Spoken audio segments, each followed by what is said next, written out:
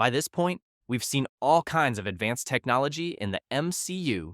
Arc reactors with clean, unlimited energy, alien technology decades or centuries ahead of us. But most people are honestly living with the same tech we have in 2026. So why does a world with gods, tech geniuses, and alien science still feel so normal? Earth's tech so far.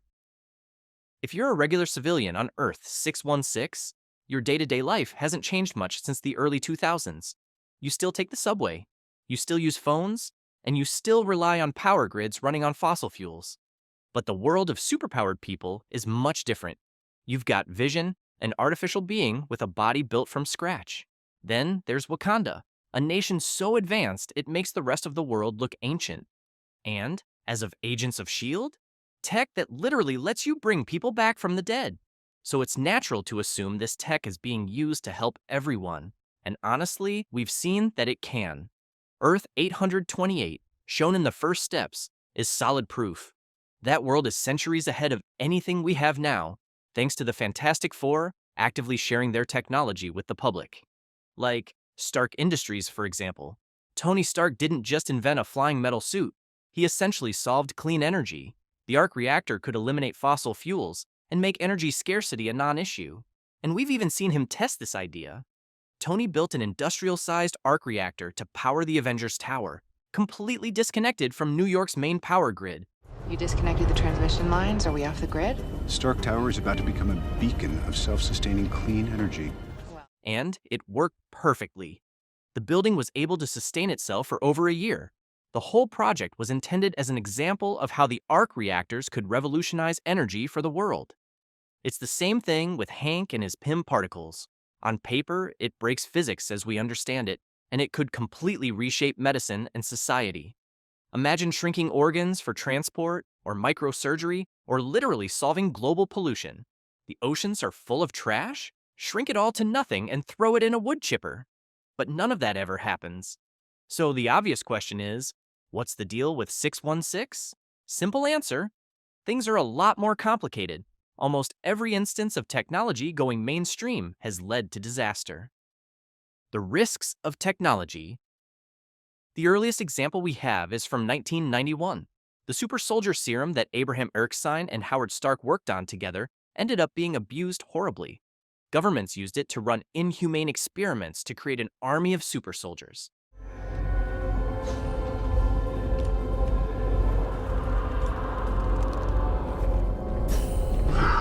Then you have cases like Obadiah Stane and the Ironmonger armor. That was just one guy. Imagine Iron Man's laser beams, or repulsors, or really any piece of his tech, falling into the hands of a gang? Oh, wait, that's what happened with the Flag Smashers, rebels that took 20 vials of modified Super Soldier Serums and began causing public havoc. The technology being leaked isn't the only issue. You also have people like Justin Hammer, who try to replicate advanced tech like Tony's for their own, usually awful goals. I mean, Stark tech going wrong was essentially the entire plot of Age of Ultron. The Iron Legion being hacked by Ultron, the destruction of Sokovia, need I go on? Time and time again, the MCU has shown us that the general public just isn't ready for this kind of technology. You can make the greatest technology in the known galaxy, but you can't make it idiot-proof. And sure, there are heroes around who'll stop it, but what about the damage? Iron Man was there to stop the Hulk when he went berserk in Age of Ultron. The Hulk himself is a science experiment gone horribly wrong, and while Tony did restrain him, it was after Hulk essentially leveled a few city blocks.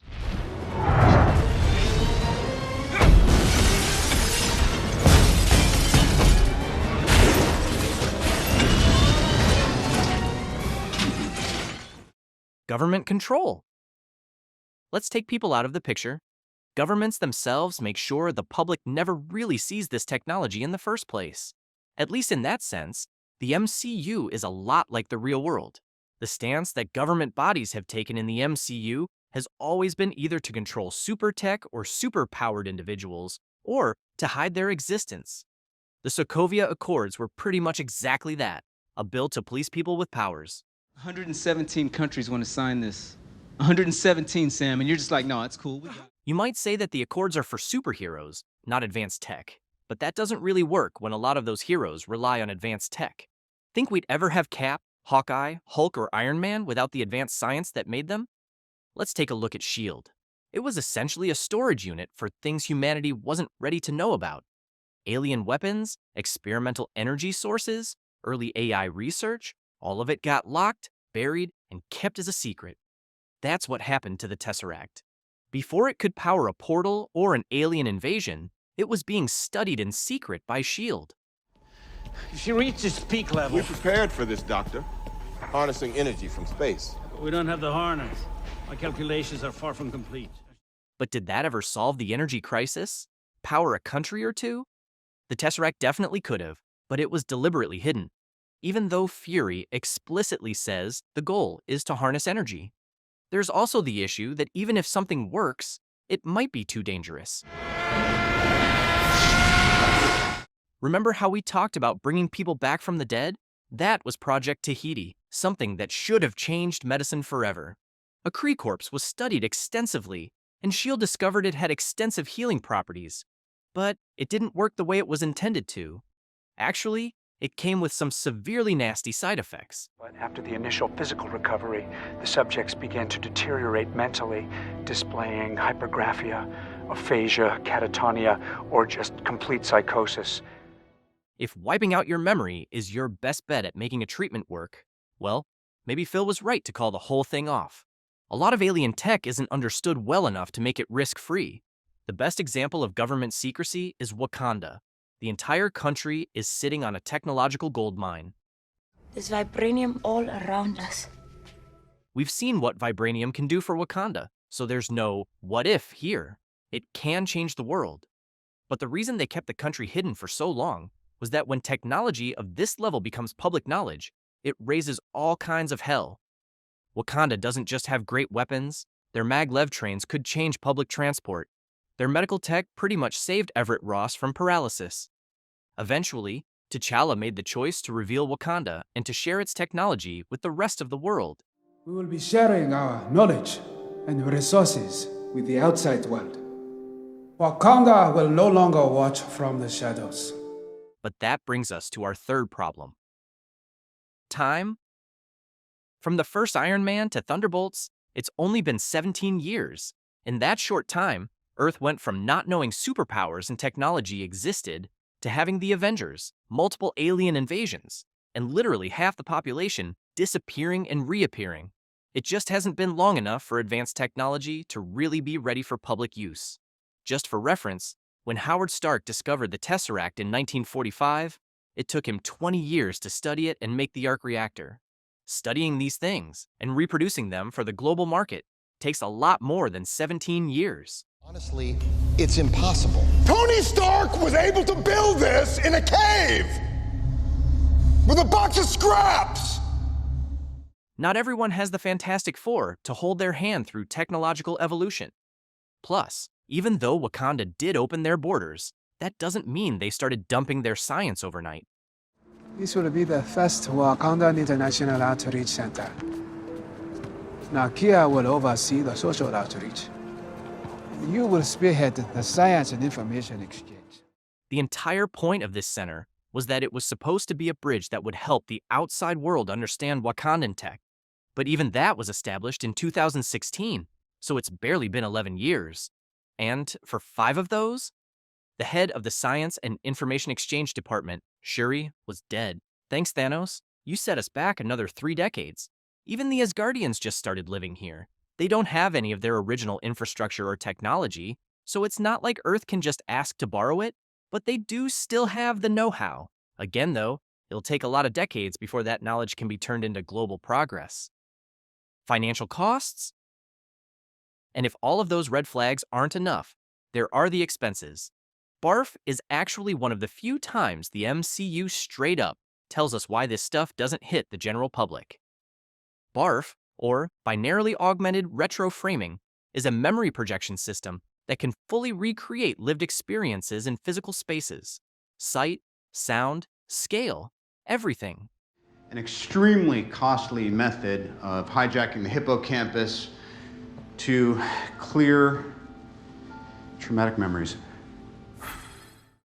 When Tony Stark first introduces it, he frames it as therapeutic technology. The idea was controlled exposure. Let people relive their traumas in a safe space.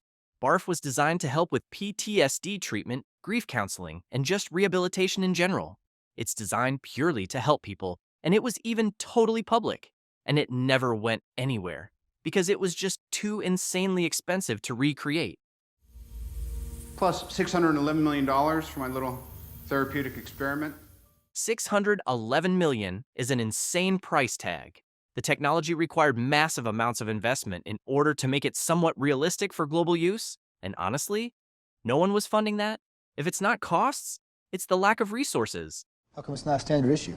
That's the rarest metal on Earth. What you're holding there, that's all we've got. It's not like there's some factory in California pumping out Chitauri tech, or trees that grow vibranium. There are deposits, sure, but enough for the whole world? Not likely. Even if the global governments wanted to standardize this stuff, there simply isn't enough of it to go around. And who would pay for all of it? That's a tax hike I wouldn't deal with. With most technology, the cost of inventing it is already absurd.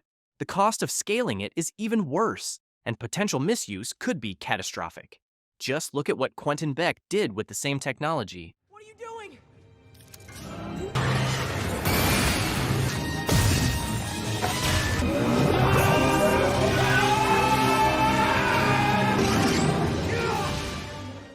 When good guys like Steve Rogers don't trust organizations like S.H.I.E.L.D., it's easy to think of them as just bad.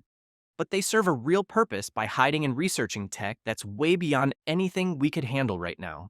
So far, we've come up with a lot of reasons. Time, money, the occasional villain of the week.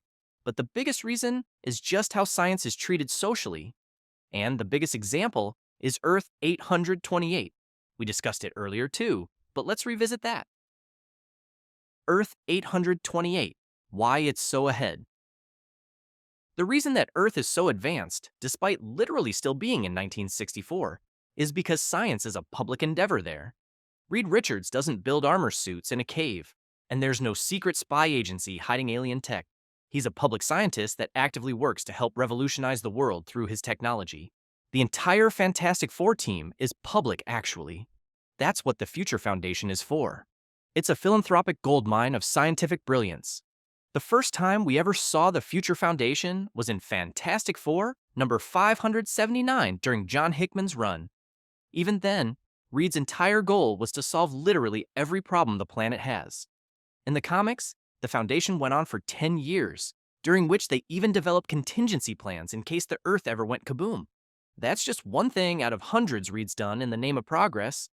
In the Ultimate Comics, written by John Hickman, Reed uses his Herbitrons to force global powers to not only negotiate worldwide peace, but also take off every limit on scientific progress.